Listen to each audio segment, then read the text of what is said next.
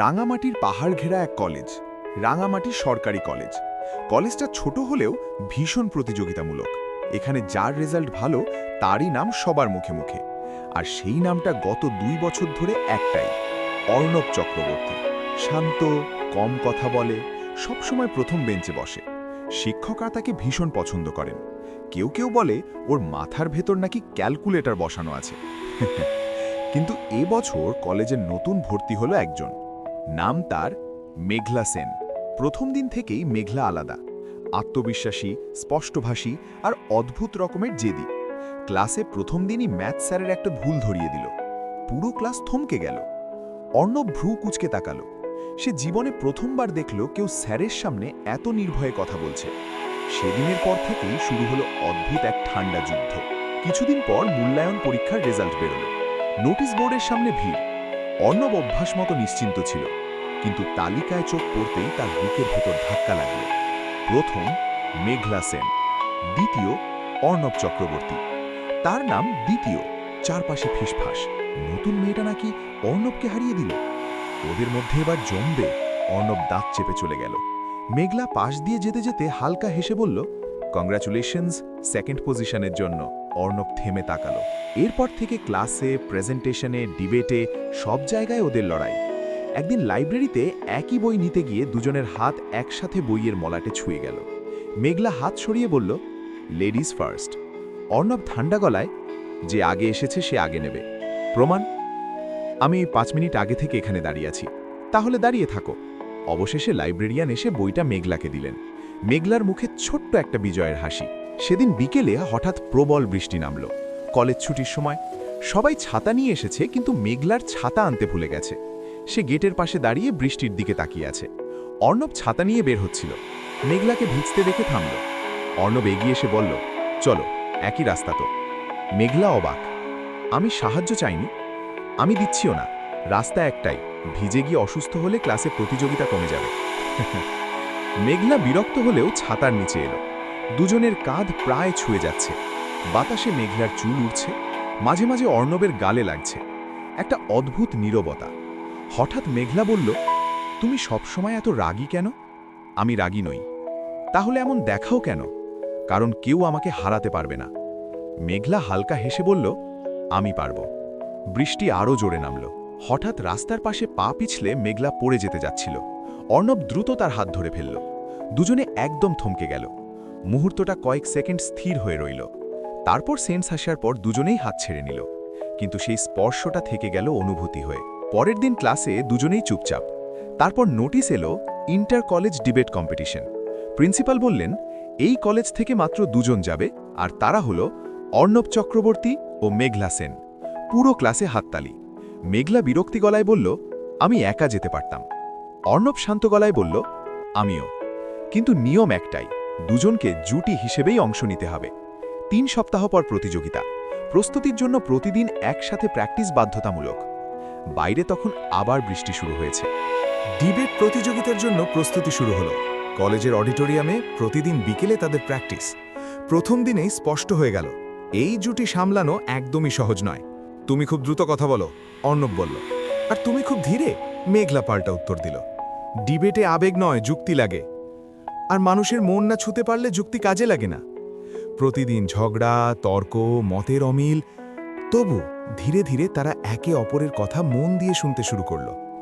একদিন প্র্যাকটিস শেষে অডিটোরিয়ামে হঠাৎ বিদ্যুৎ চলে গেল। চারপাশ অন্ধকার। মেঘলা একটু ভয় পেয়ে বলল, এভাবে হঠাৎ অন্ধকার হলে আমার ভালো লাগে না। অর্ণব অবাক হলো, তুমি ভয় পাও? সবাই কিছু না কিছুতে ভয় পায়। কয়েক সেকেন্ড নীরবতা। অর্ণব মোবাইলে টর্চ জ্বালালো। আলোটা মেঘলার মুখে পড়ল। তার চোখে অদ্ভুত নরম একটা ছায়া।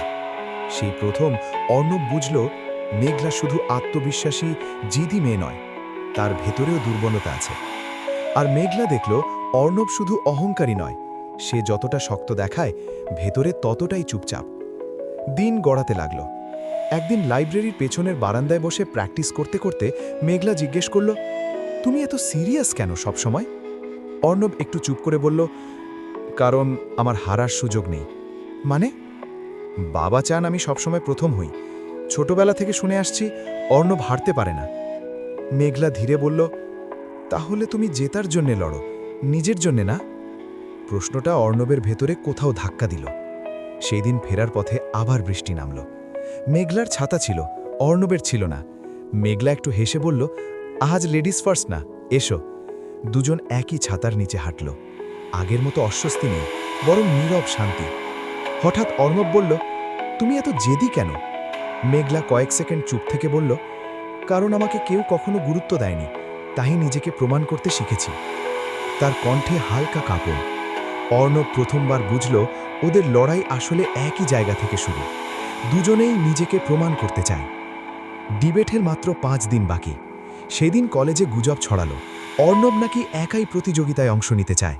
মেঘলার কানে খবরটা পৌঁছতেই সে রাগে ফেটে পড়ল।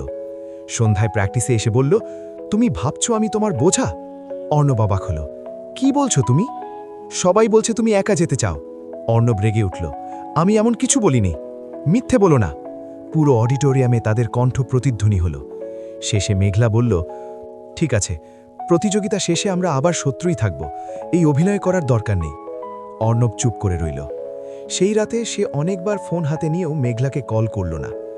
প্রতিযোগিতার আগের দিন আকাশে কালো মেঘ। হঠাৎ প্রচণ্ড ঝড় বৃষ্টি শুরু হলো। মেঘলার রাস্তা পার হতে গিয়ে ভিজে পড়ে গেল। তার ব্যাগের ভেতরের নোট, ডিবেটের পয়েন্ট সব ভিজে নষ্ট। সে রাস্তার পাশে বসে অসহায় চোখে কাগজগুলো দেখছে। ঠিক তখনই কেউ এসে তার মাথার উপর ছাতা ধরল। অর্ণব।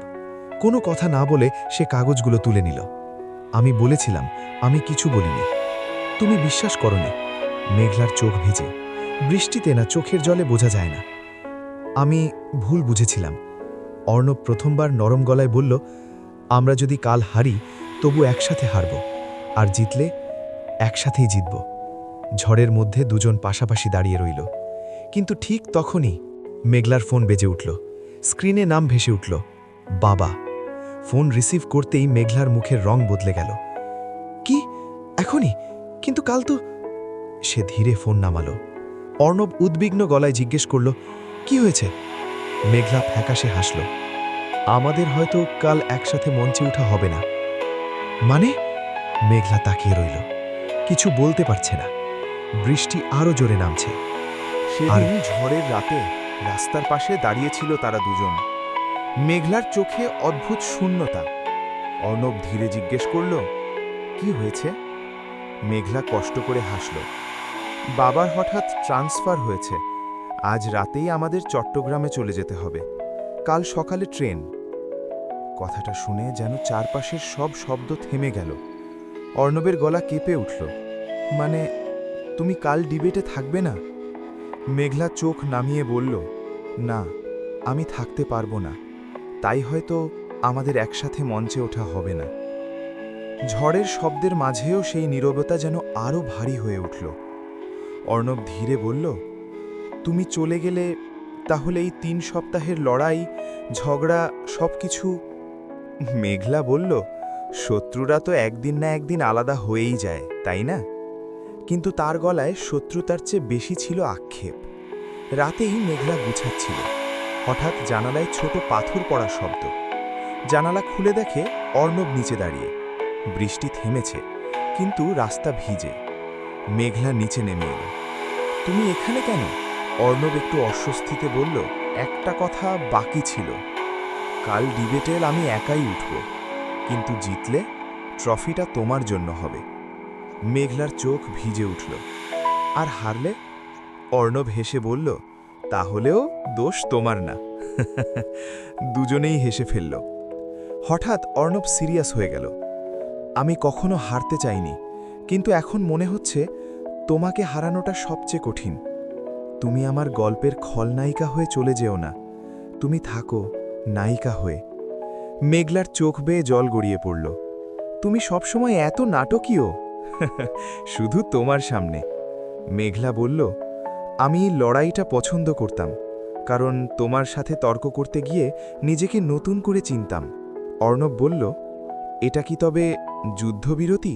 মেঘলা হাত বাড়িয়ে দিল, না, এটা নতুন শুরু। অর্ণব তার হাত ধরল। এই প্রথম কোনো ঝগড়া নেই, শুধু এক অদ্ভুত শান্তি। পরদিন কলেজ অডিটোরিয়াম ভরা মানুষ। অর্ণব একাই মঞ্চে উঠল। তার কণ্ঠে আজ অহংকার নেই, আছে আত্মবিশ্বাস। ডিবেটের মাঝখানে সে বলল, অনেক সময় আমরা যাকে হারাতে চাই সেই মানুষটাই আমাদের সবচেয়ে বড় শক্তি হয়ে দাঁড়ায়। দর্শক হাততালি দিল। ফলাফল ঘোষণার সময় রাঙামাটি সরকারি কলেজ প্রথম। অর্ণব ট্রফি হাতে নিল, কিন্তু তার চোখ খুঁজছিল একটাই মুখ। প্রোগ্রাম শেষে ফোনে মেসেজ এলো, মেঘলা, জিতেছ তো? অর্ণব টাইপ করল, আমরা জিতেছি। রিপ্লাই এলো, তাহলে যুদ্ধবিরতির প্রথম জয়। অর্ণব হেসে ফেলল। দেখতে দেখতে 1 বছর কেটে গেল। ঢাকার এক বিশ্ববিদ্যালয়ের ক্যাম্পাসে নতুন সেশন শুরু হলো। মেঘলা লাইব্রেরির সামনে দাঁড়িয়ে। হঠাৎ পেছন থেকে পরিচিত কণ্ঠ, লেডিজ ফার্স্ট। সে ঘুরে দাঁড়াল। অর্ণব, তুমি এখানে? হ্যাঁ, এবার থেকে আমি হারার ভয় পাই না, তাই তোমার শহরেই পড়তে এলাম। মেঘলা মুচকি হাসল। তাহলে আবার শুরু? অর্ণব মাথা নেড়ে বলল, হ্যাঁ, তবে এবার শত্রু হিসেবে না। দুজনে পাশাপাশি হাঁটতে লাগল। লড়াই থাকবে, তর্ক হবে, কিন্তু এবার সেটা প্রমাণ করার জন্য নয়, একসাথে বড় হওয়ার জন্য। আকাশে হালকা মেঘ, হয়তো আবার বৃষ্টি নামবে, কিন্তু এবার তারা জানে একই ছাতার নিচে দাঁড়াতে তাদের আর কোনো অজুহাত লাগবে না।